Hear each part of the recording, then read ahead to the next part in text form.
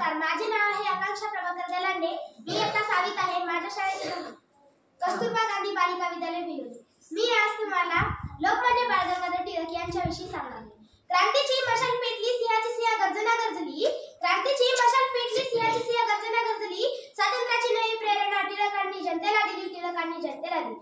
भारताचा इतिहास ज्या नावाशिवाय अपूर्ण आहे, आजही त्यांचे नुसते नाव घेतले तर ऊर अभिमानाने भरते। असे व्यक्तिमत्व म्हणजे लोकमान्य बाळ गंगाधर टिळक। रत्नागिरी जिल्ह्यातील चिखली या गावी 23 जुलै 1856 रोजी एका तेजस्वी सूर्याचा जन्म झाला। हा तेजस्वी सूर्याचा प्रकार तेजाने आणण्याच्या काळोखाला चिरला। हा तेजस्वी सूर्य म्हणजे लोकमान्य बाळ गंगाधर टिळक। लोकमान्य बाळ गंगाधर टिळक हे भारतीय स्वातंत्र्य चळवळीचे पहिले नेते होते।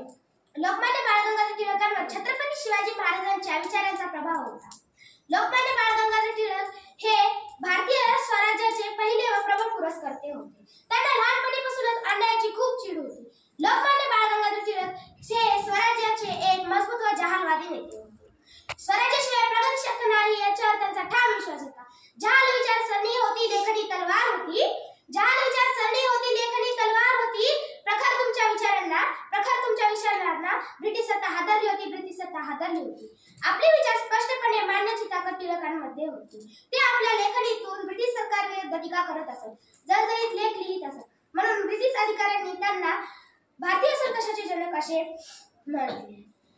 टिळकांनी राजकीय जनजागृतीसाठी 1893 रोजी गणेश उत्सव साजरी करण्यास सुरुवात केली व महात्मा ज्योतिबा फुलेंनी शिवजयंती व्यापक स्वरूपात साजरी करण्यास सुरुवात केली। या सार्वजनिक उत्सवाद्वारे ब्रिटिश अधिकाऱ्यांविरुद्ध लोकांना उभे राहण्यासाठी व जागृत करणे हे टिळकांचे उद्दिष्ट होते। समोर अंधार असले तरी त्याच्या पलीकडे उजेड आहे अशी शिकवण देणारे लोकमान्य बाळ गंगाधर टिळक।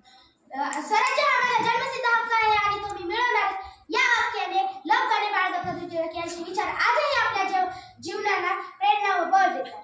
शेवटी त्यांचा मृत्यू 1 ऑगस्ट 1920 रोजी झाला। शेवटी जाता जाता एवढंच बोलते की